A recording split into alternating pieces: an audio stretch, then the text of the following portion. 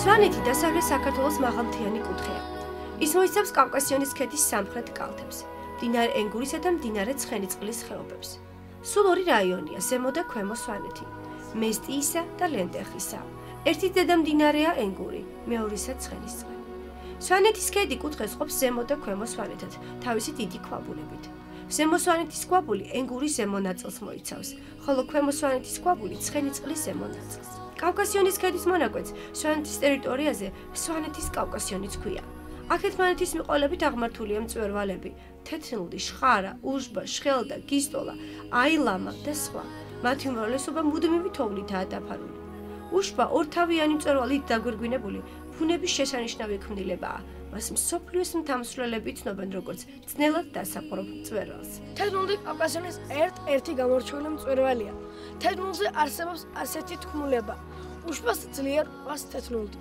თეთრნლი მორცხვია, ემალება უშბას, პირს არ იცილებს. ამიტომაც მას ასე ხშირად ახვევია ნისლი. ამბობენ, ნისლი მისი პირსაბურავიაო. მდინარე ენგურის სათავე საქართველოს ყველაზე მაღალი მთის შხარის ძირშია. მისი ზემო ნაწილი ზემო სვანეთის ქვაბულშია მოქცეული.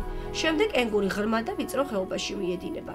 კოლხეთის დაბლობზე კი ფართო ხეობას ქმნის და იტოტება. თვითმესტია თავისებური მუზეუმია ღიაცის ქვეშ, რომელიც მნახველს სვანური კოშკების სიმრავლით ხიბლავს.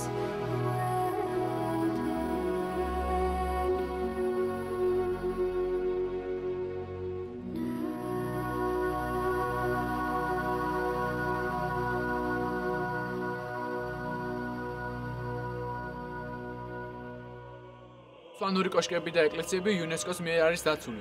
მათი უმეტესობა შუა საუკუნეშია აგებული და ეს ძირითად თავდაცვის საშუალებას წარმოადგენდა. კოშკები ძირითადად 20-25 მეტრის სიმაღლისა და 4-5 სართულისაგან შედგება. კოშკები გადახურულია ორფერდა სახურავით, ხოლო კედლები ბათქაშით არის შელესილი. ბოლო სართულზე მოწყობილი არის საბრძოლო ბაქანი. კოშკისგან განსხვავებით ციხე-სახლი უფრო დაბალია და შედგება 3 სართულისგან. პირველი სართული ადამიანების საცხოვრებად ან ცხოველების სადგომად გამოიყენებოდა. მეორე სართული სამეურნეო დანიშნულებისთვის, თუმცა წელიწადის თბილ თვეებში საცხოვრებლადაც იყენებენ. ამჟამად კოშკების უმრავლესობა უფუნქციოა. თუ არ ჩავთვლით ცალკეულ ოჯახებს, რომლებიც ზამთრის სანოვაგის შესანახად მაღალ სართულებს იყენებენ. სვანური კოშკების სილაღეში იკვეთება სვანი ადამიანების ხასიათი. ერთ-ერთმა მოგზაურმა სვანეთს ხალხური ხუროთმოძღვრების საოცარი საცავი უწოდა. სიმტკიცით, სიძველით, ფორმითა და დანიშნულებით სვანური კოშკი მსოფლიო ხუროთმოძღვრების სიამაყეა.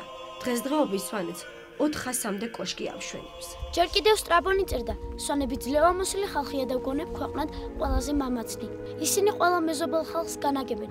ყავთ მეფე და 300 წევრისგან შემდგარი საბჭო. მათ შეუძლია გამოიყვანონ 200,000 მებრძოლი. სტუმართმოყვარე, განათლებულ ძლიერ სვანებს სხვადასხვა დროს წერდნენ აპიანი, მორის ფონდეხი და სხვები. 1808 წელს გერმანელი მეცნიერი წერდა: სვანები დასაბამიდან ცხოვრობენ მიუვალ მთებში. ისინი ყოველნაირ იარაღს ამზადებენ. ოქროვერცხლით საკუთარი აქვთ. სტრაბონი ოქროსათმისის ამბავს სვანებს უკავშირებს. ეს არის საბუთი ძველ კოლხთა და ბერძენთა ოდინდელი კავშირისა. მითი არგონავტების შესახებ სვანეთში მოპოვებულ ოქროს უკავშირდება. ხალხმა გამოცდილებით იცოდა, რომ სვანეთის მდინარეებს ოქრონარევი ქვიშა მოქონდა. მდინარეთა ჭალებში სვანები ზოგჯერ ოქროს დიდ ნატეხებსაც პოულობდნენ. ისინი ოქროს მოპოვებას წყლის ტყავის საშუალებით ახერხებდნენ. ფიზარს და გაჭიმულ წყლის ტყავს წყალში აფენდნენ და ამაგრებდნენ, რომ წყალს არ წაეღო. გარკვეული დროის შემდეგ ტყავს ამოიღებდნენ და გასაშრობად ადებდნენ. გამშრალ ტყავს დაფერთხავდნენ და ოქროს ნატეხებს გამოხდნენ. ოქროს მოპოვების ეს წესი და საქართველოს მდინარეებში ოქრონარევი ქვიშის არსებობა ცნობილი იყო ბერძენი და რომაელი მწერლებისთვის. არგონავტების ოქროს სათმისის მოპოვების სურვილმა მოიყვანა კოლხეთის სამეფო. სვანეთი თავის არსებობას ჯერ კიდევ ადრებრინჯაოს ხანიდან იწყებს. ადრე საუკუნეებში სვანეთი კოლხეთის სამეფოს შემადგენელი ნაწილი იყო, შემდეგ კი ეგრისის. ძველი წელთაღრიცხვით მე-3 საუკუნეში მეფე ფარნაოზის მეფობის დროს სვანეთი ქართლის საერისთავოს წარმოადგენდა. მე-4 საუკუნეში სვანეთი ლაზეთის მოკავშირე გახდა და მონაწილეობდა სამეფოს საზღვრების დასაცავად წარმოებულ ლაშქრობებში. სვანეთი პერიოდულად დამოუკიდებელი იყო. ყავდა საკუთარი მთავარი და სატომო საბჭოები. ვახტანგ გორგასლის მეფობის დროს სვანეთი ქართლის შემადგენლობაში აღმოჩნდა, ხოლო მე-6 საუკუნის დასაწყისში მან ისე მოიპოვა დამოუკიდებლობა. ქრისტიანობა სვანეთში სავარაუდოდ ლაზიკას სამეფოს მსგავსად 523-530 წლებში გავრცელდა. ისტორიული წყაროები სვანებს, როგორც ოქროს მომპოვებლებს, ძლიერ მეომრებსა და უძველეს მიწათმოქმედ ხალხს მოიხსენიებს. ბერძენი ისტორიკოსი და გეოგრაფი სტრაბონი სვანების შესახებ შემდეგ ცნობას გვაწვდის. საუკეთესონი არიან სიმამაცისა და ძალის მხრივ. ფლობენ ისინი ირგვლივ ყოველივეს. უყრიათ კავკასიონის მწვერვალები, რომელიც დიოსკურიას ზემოთ არის. სვანებს წრისგან განადგურება არ განუცდია. აქ ცხოვრება არ შეწყვეტილა. ამიტომაც ძირძველი ქართველი მოსახლეობა უცვლელი დარჩა. სვანებმა ჯერ კიდევ უძველეს დროში განავითარეს მესაქონლეობა და მიმდრეობა. რელიგიური წარუმატებლობებიც მეურნეობის ამ დარგებთანაა დაკავშირებული. სვანები აგებდნენ კოშკურ დასახლებებს, ეკლესიებსა და ხიდებს, გააყრდათ გზები, აკეთებდნენ სამეურნეო და საომარ იარაღებს, გამოჰყავდათ ხორბლის უნიკალური ჯიშები. სვანეთი განთქმულია ხალხური ხელოვნების შესანიშნავი ნიმუშებით, ხეზე კვეთის ხელოვნებით და ფრესკული მხატვრობით.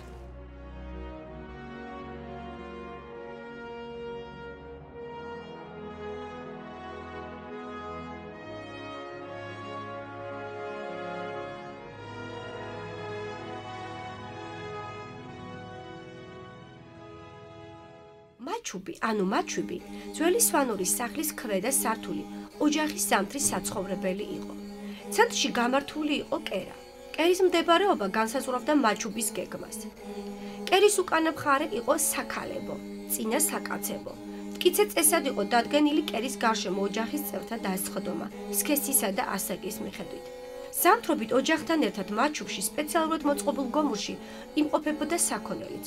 გომური ადამიანთა სამყოფისაგან გამოყოფილიყო ხის სქელი ტიხარით, რომელიც მაჩუბს სამ ნაწილად ყოფდა: საცხოვრებელი, საქონლის სადგომი და თივის დასაყრელი ბაგა. მაჩუბი იყო საოჯახო კულტის ცენტრიც, სადაც დღეობებს, რელიგიურ წესჩვეულებებს და ლოცვა-ვედრებას ასრულებდნენ. საუფროსო სკამსავარძელი საკურცხილი ძველ სვანურ სახლში საპატიო ადგილას კერიის წინ იდგა და მასზე დაждომის უფლება მხოლოდ ოჯახის უფროს მახშვს ჰქონდა. ზოგჯერ იგი საპატიო სტუმარსაც ეთმობოდა.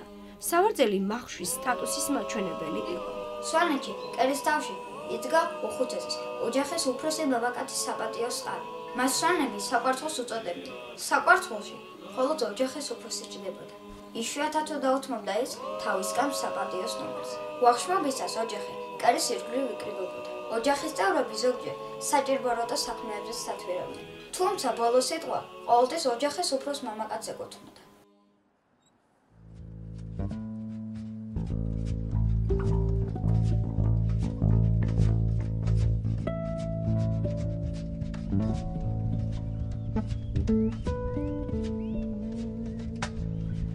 საუკუნეების წინ ლახამულა ერთადერთი დასახლებული პუნქტი იყო დასავლეთიდან აღმოსავლეთისკენ მომავალი ფეხოსანი თუ ცხენოსანი მგზავრისთვის, სადაც მას შეეძლო მუხლის გამართვა, შესვენება და ღმერთისთვის სამადლობელის აღვლენა.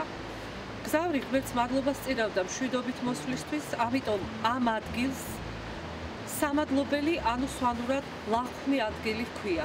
ამიტომაც არის, რომ აქ თქვენ ხედავთ მე-12 საუკუნეებით დათარიღებულ ეკლესიას, რომელიც წმინდა გიორგის სახელს ატარებს და შემთხვევითი არ არის, რომ ის ხიდის წმინდა გიორგის სახელს ატარებს. ვინაიდან სწორედ დასავლეთიდან აღმოსავლეთისკენ მომავალი მგზავრი აქ ემგურზე გადებულ ხიდს გადმოივლიდა და ამ ადგილას შეისვენებდა. ლახამულა ძალიან სტუმართმოყვარე სოფელი ყოფილა და არის დღემდე. სტუმარს აქ განსაკუთრებულ პატივს სცემდნენ. ყველა ოჯახს გამოყოფილი ჰქონდა სტუმრისთვის ცალკე ოთახი. ლახამულელი სტუმარს ღვთისკაცად თვლიდა, ამიტომ მისთვის განსაკუთრებული სუფრა ჰქონდა ყოველთვის მზად. თუ ოჯახში ხორცი არ იყო, ის აუცილებლად იშოვიდა სტუმრისთვის ხორცს და მას დააპურებდა. თბილ ოთახში გამოაძინებდა და დილით საკუთარ ოჯახს დაალოცინებდა. ლახამულელები ფიქრობდნენ, რომ სტუმრის დანალოცი ღვთის დანალოცის ტოლფასი იყო.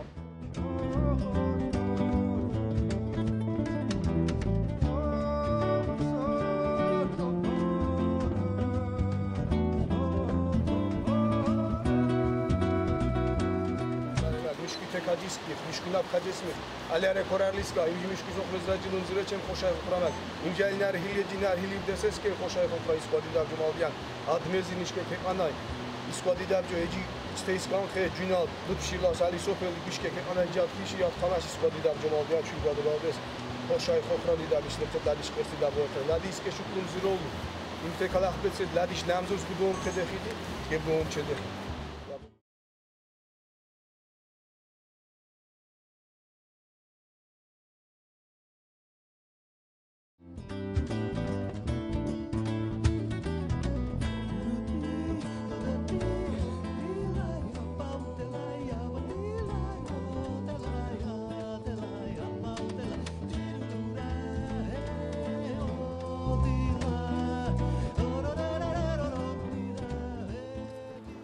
ხორცილის კვირამდე ერთი კვირით ადრე ბალსქომოთ სვანეთში ლამპრობას აღნიშნავენ.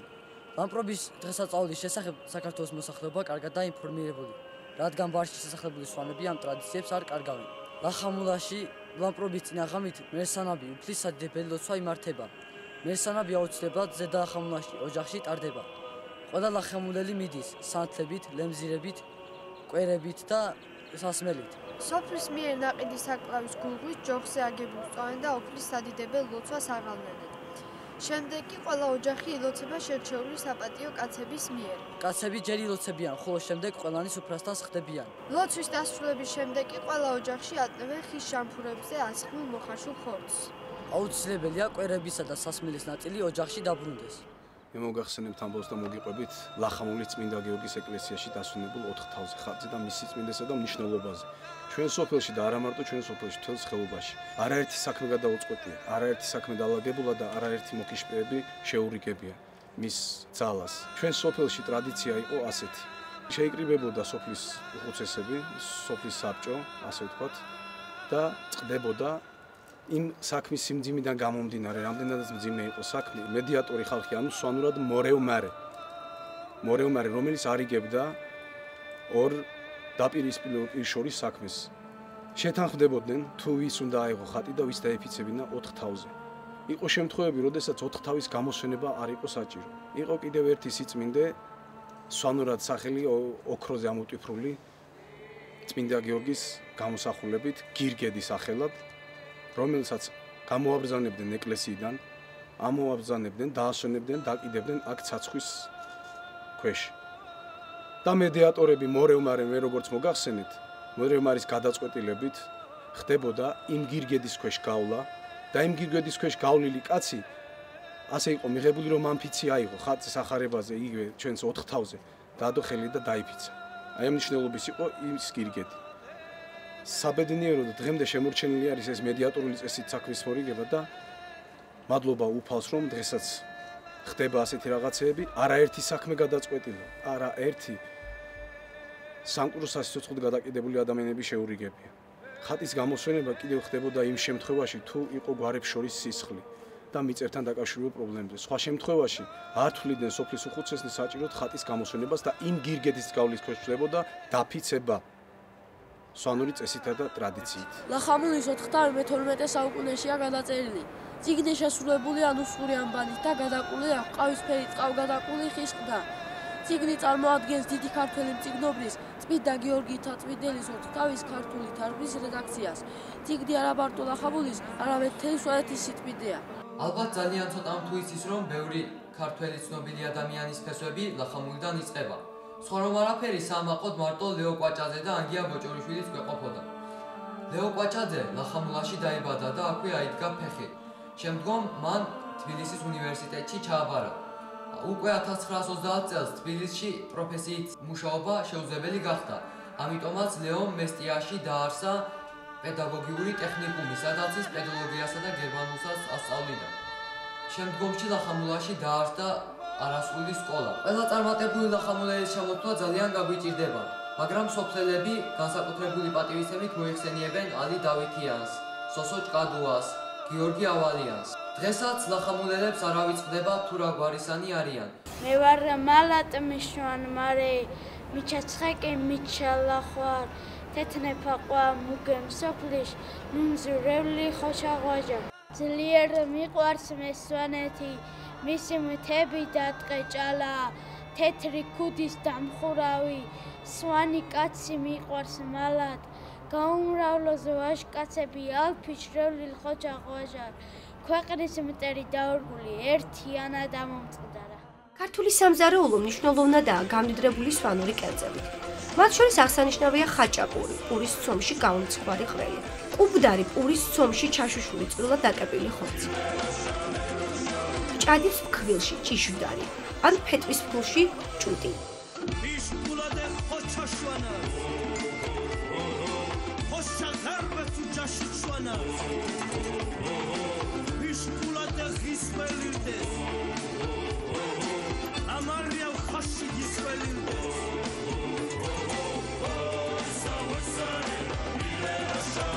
თაშმიჯაბი, ყველისა და კარტოფილის შეზელილი პიურე, ჭადი, სიმინდის კვერი, შეზელილი ყველის კვერი.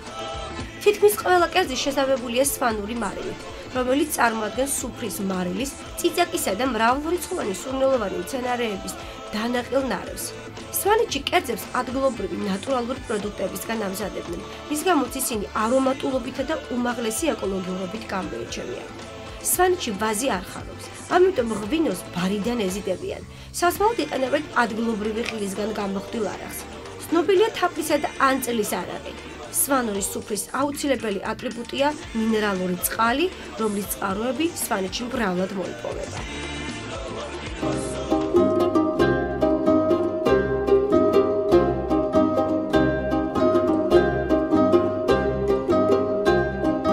სვანეთის მუზეუმის კოლექცია წარმოდგენილია მრავალფეროვანი ექსპონატებით, რომლებიც ნეოლითიდან შუა საუკუნეების ჩათვლით სხვადასხვა ეპოქას ასახავს. ენგურისა და ცხენისწყლის ხეობები გახლავთ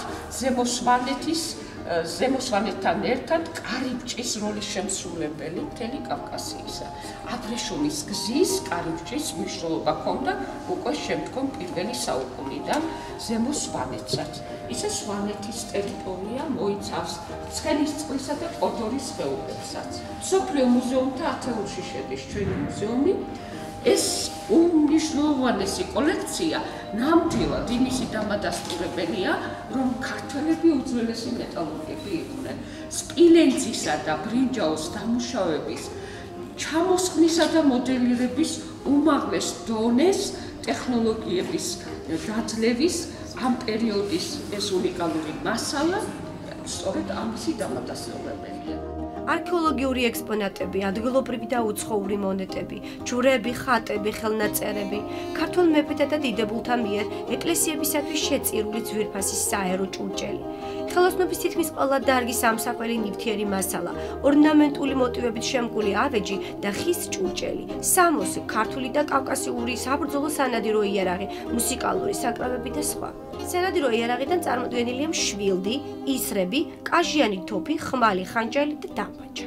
კლდეზე და მთაში სასიარულო ზამთარში აუცილებელი იყო თხილამურები და ტყავის ფეხსაცმელი, ბანდულები. სვანურ სახლში აუცილებელ დგამს წარმოადგენდა სამეურნეო დანიშნულების სკივრები, კიდობნები, რომლებშიც ინახავდნენ თქვილს, მარცვლეულს, პურს, სარიტუალო კვერებს. მათი წინამხარე რელიგიური შინაარსი სხვადასხვა ორნამენტით იყო შემკული. განსაკუთრებით გავრცელებული იყო მზის სიმბოლური გამოსახულება, ეგრეთ წოდებული ბორჯღალა. სვანურ კიდობნებს ადგილობრივი ხითხუროები ამზადებდნენ. ისინი საკმაოდ ძვირად ფასობდა. ექსპოზიციაში დამასკური სირიული სკივრია, რომელიც შემკულია სადაფითა და სპილოს ძვლით, გეომეტრიული და მცენარეული ორნამენტით. იგი კონსტანტინე მურზაყან-დადეშქელიანის ოჯახს ეკუთვნოდა და ტანისამოსის შესადახად გამოიყენებოდა. საბკაულების დასამზადებლად სვანი ოქრომჭედლები ვერცხლს და თითბერს იყენებდნენ. სვანური დროშა, რომელიც დაცულია სვანეთში, სეტის წმინდა გიორგის ეკლესიაში, გამოქონდათ ზაფხულის დღესასწაულზე, ხილიშზე. ლემი ხისტარიანი იყო. ტარჩ ჩამოცმული ჰქონდა ვერცხლის შუბისებრ თავი, რომელსაც წმინდანთა გამოსახულებები და ასომთავრული წარწერა იყო ორივე მხარეზე. ხალხური გადმოცემა პირველი ლემის დამზადებას ქალღვთაება ლამარიას მიაწერს, ზოგი კი თამარ მეფეს. პირველი დროშა სვანებს თამარ დედოფალმა აჩუქა და ის ტყავისგან იყო დამზადებული. დროშას ლომის ფორმა ჰქონდა და ამიტომაც ეძახდნენ ლომს, ანუ ლემს. დროშა მედროშა მელომეს განკარგულებაში იყო და ყველა ბრძოლაში წინ მიუძღოდა მეორეს. დღეს ეს დროშა სვანების ეთნოგრაფიულ მუზეუმში ნახება. თამარ მეფე საქართველოს ძლიერების ხანაში სხვაზე მეტად სვანეთს ენდობოდა. ამბობენ, ზაფხულს სვანეთში ატარებდაო. რუსთაველმა იქ უძნაო ვეფხისტყაოსანი. იქ თამარი ეკლესიებსა და კოშკებს აგებდაო. ხალხი წმენ მისი სამარეთ სვანეთშია. სვანეთის ისტორიის და ეთნოგრაფიის მუზეუმი დაარსდა 1936 წელს. მისი დამაარსებელი გახლავთ ადგილობრივი მკვიდრი, პროფესიით ეთნოგრაფი ეგნატე გაბრიელი და მასთან ერთად ქართული ჰუმანიტარული მეცნიერების ფუძემდებლები. ეს მუზეუმი კი გახლავთ განახლებული. მისი რეაბილიტაცია დასრულდა 2013 წელს და უდიდესი მნიშვნელობა ჰქონდა მის განახლებას, ვინაიდან ჩვენ აქ შეგვიძლია წარმოვაჩინოთ სვანეთის საგანძური, რომელსაც უდიდესი მნიშვნელობა აქვს მსოფლიო კულტურული მემკვიდრეობის კონტექსტისათვის. აქ დაცულია არქეოლოგიის, ნუმიზმატიკის, ქრისტიანული კულტურის და ეთნოკულტურული მემკვიდრეობის ძეგლები. ქრონოლოგიურად მესამე ათასწლეულიდან ვიწყებთ ძეგლების ჩვენებას. მუზეუმს ყოველწლიურად სტუმრობს უამრავი ვიზიტორი მსოფლიოს ყველა ქვეყნიდან და უდიდესი ინტერესით სარგებლობს ჩვენი კოლექციები. სვანები ასრულებენ მრავალხმიან სიმღერებს, რომელთა უძველესი ტექსტები მათ შორეულ წინაპრებზე მონადირე ეგვზით. ოქროს წარმოებენ მესაქონლე და მიწათმოქმედ ხალხალხზე მოგვითხრობენ.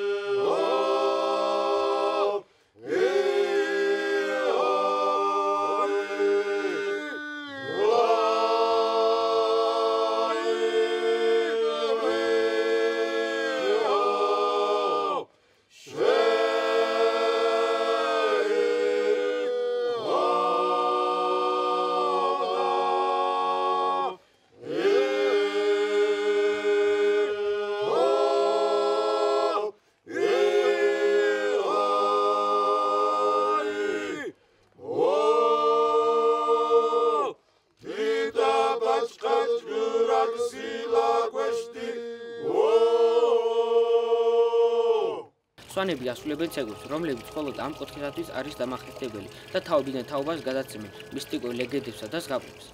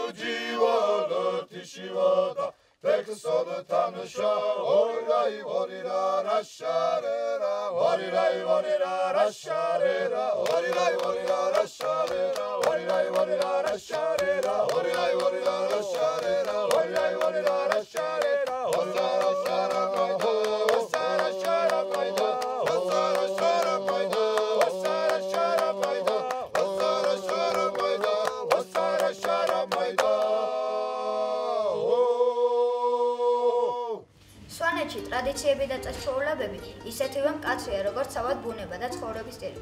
სარწმუნოებრივ წესჩვეულებებს დიდი ადგილი ეკავა სვანთა ცხოვრებაში. სარწმუნოებრივ აღბეჭდილ დღეთა რიცხვი 160 აღწევდა. სვანური ჩაცმულობის ერთ-ერთი განუყრელი აქსესუარია სვანური ქუდი, რომელიც თექეს გამზადება და მასზე გრეხილი ზაფხისი არის გადაჭიმული, რომლიდან ნაწილზე ჯვრის გამოსახულებას ქმნის. სვანკაცის ჩაცმულობის ერთ-ერთი ყველაზე დამახასიათებელი ატრიბუტი სვანური ქუდია. სვანური ქუდი ჩვეულებრივ ნაცრისფერია და შავი ხაზები აქვს. ხაზებს ქუდზე ჯვრის ფორმა აქვს და სვანურ მისამებას გამახატავენ. დაიჯვარი ქვარგით. ამ ქუდწინაპრის სისხლი აჩნია. სვანეთის მთების სურნელი უდის, ვისაც ნამუსი არ გააჩნია, არ დაახუროთ სვანური ქუდი. შვენის მეჯოგეს, ქნელ თესლს, თეთრწორა მახშვის გადმოდგას წყუცით, მაგრამ ჯაბანმა არ დაიყუროს სვანური ქუდი, ნამუსის ქუდი. ბევრჯერ ამ ქუდის შიშით ტრემა ძაღლივით აქანიეს კუდი მე ამაყება რომ მოვდგამ ჯიშით გვეხუროს თავზე ნამოსის ქუდი ძმაო იხარე რომ ქუდით შენით სუგდიჩი ქორწილს კახეთში ვართველს ეს ქუდი ხიბლავს ეს ქუდი შვენის ყველა მამაც და თავდავალ ქართველს წელი მოგწვიტა ხურჯინმა გუდამ ვერ ვიტრაბახებთ ხურჯინით გუდით მე ვიტრაბახებ ამ ქუდით მუდამ ნამოსის ქუდით სვანური ქუდით ამ ქუდს დედები ხელში ჩარჩრიან ჭაბუკებს ახლად დაფრენილთ ბუდით ვისაც ნამოსი არ გააჩნია არ დაახუროთ სვანური ქუდი სვანური კულტურა და სვანური ფოლკლორი რომ უკვე საუკუნეებს ითვლის ეს ბევრისთვის სიახლე არ იქნება თუმცა არიან ადამიანები რომელმაც ამის შესახებ არ იციან თუმცა არც ნოტები არსებობდა არ არსებობდა არანაირი დამწერლობა არც მუსიკალური ამ პერიოდში სვანური ლილე თაობიდან თაობას სიმღერით და ამ ფოლკლორის კუთხით გადაეცემოდა სვანური ლილე რომელიც არის მზის საგალობელი და ჩვენს წელთა აღრიცხვამდე ქრისტეშობამდე რამოდენიმე საუკუნის წინ დაიწყო მისი ისტორია და დღესაც ისევე გრძელდება და სახე უცვლელად ვასრულებთ დღესაც ამ სიმღერას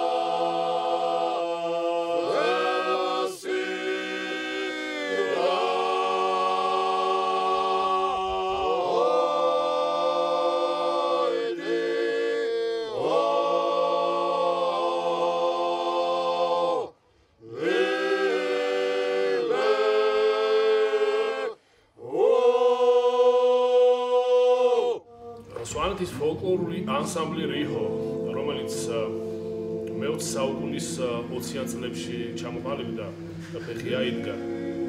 დღესაც უკვე თითქმის საუკუნე უსრულდება, 100 წელი უსრულდება, რომელიც იმ ადათ-წესებს, იმ კულტურას და იმ ტრადიციებს აგრძელებს, რომელიც საუკუნეების განმავლობაში სოფლებში, ოჯახებში, ერთეულებში ვითარდებოდა და ნარჩუნდებოდა თითოეულ იმ კუთხეში, თითოეულ იმ სახლში, რომელშიც ის სვანური დიდი ოჯახები ცხოვრობდნენ.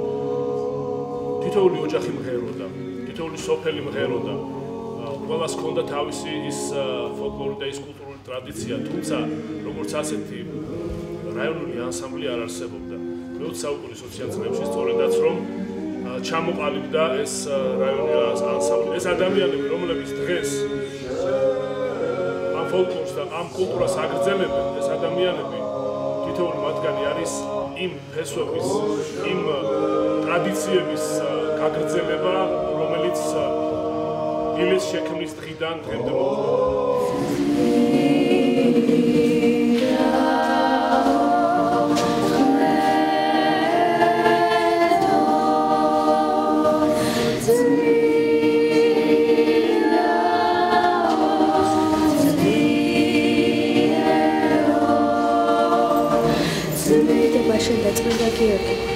შეეწია ჩვენს ქვეყანას, შეეწია ჩვენს სვანეთს, ჩვენს კეთილეს მსურველთ, ჩვენი ავსმსურველი კეთილად აკვირდეთ.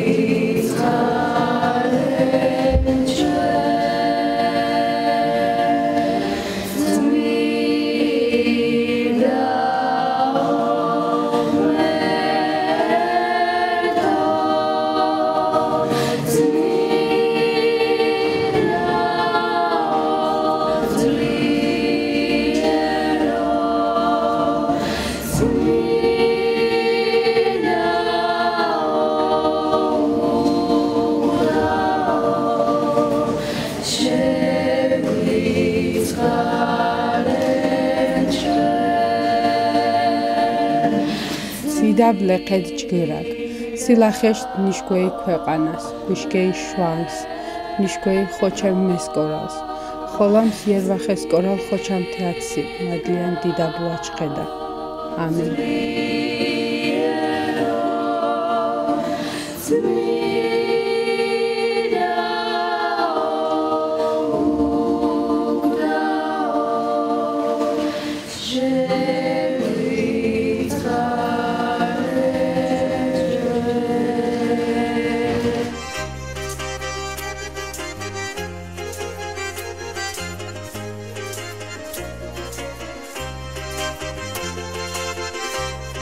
Centuries back, the ancient Greek historian and geographer Strabo wrote, "The swans are mighty people, and I think the bravest and boldest in the world. They live in peace with neighboring peoples. They have a king and castle of 300 men. They can muster a force of 200,000 warriors." At various times, such authors as Pliny of Tomeli, Eustache and Elian of Thessalonica wrote about hospitable, enlightened, strong and warlike swans. In 88, the German scholar Rommel stated, "The swans have always lived in the Sable Mountains. They have always been and remain courageous. The Byzantines were routed by them. They produce various kinds of weapons. They have their own golden and silver, and Strabo associates them with the legend of the Golden Fleece. The swans' ancient culture is well known.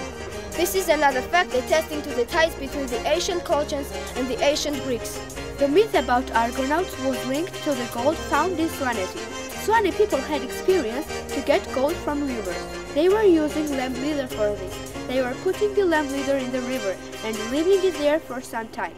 After that time, they were getting it off and drying it. When it was dry, they were staying some golden sand, and sometimes it was bigger pieces too. That time Swanety was part of Colcheti kingdom. When Argonauts came in Colcheti and when they took the gold was from Swanety. Just like in Lazica kingdom, the most likely Christianity in Swanety was spread in years 523-530 years. In historical sources checked this, swans are as gold miners, warriors, and ancient farmers. Geographer Strabo said that Swanee people are very strong people and in Swanety never end life. Swans developed farming. They also had religion beliefs. Swanee people built towers, churches, bridges, and so on. They also had weapons and farming instruments. Swanee people have two national languages. First is Georgian and second is Swanean language. But Swanean language has no written script. Georgian language has been always their national language. Many of diseases are treated by traditional methods of plants. Most of swans know the name of medical plants and designations. Swanee people had so many traditions, but for today we have only 116 traditions. They were also doing some rituals before they would go hunting to have a good hunting. Swans' closet was also different, but the most different was their head that was staying warm in the winter and being cold in the summer. Swans had different kind of kitchen too. They had their tradition food, and all the women knew how to make their tradition food. The towers are probably dated as early age of century, and they are 20-25 meters. It also has 4 or 5 floors. The floors are connected with a wooden stairs, and each of them have a narrow window. On the first floor, there were 5 platforms. The towers were built with cobblestones and builders. Unlike tower, castle houses were lower, and it had 3 floors. On the first floor, humans were living, or the animals. Second floor was for agricultural purpose. The towers in Swanety are dated to the nature, which underlies sophisticated experience and taste. The towers in churches in Swanety are under protection of UNESCO.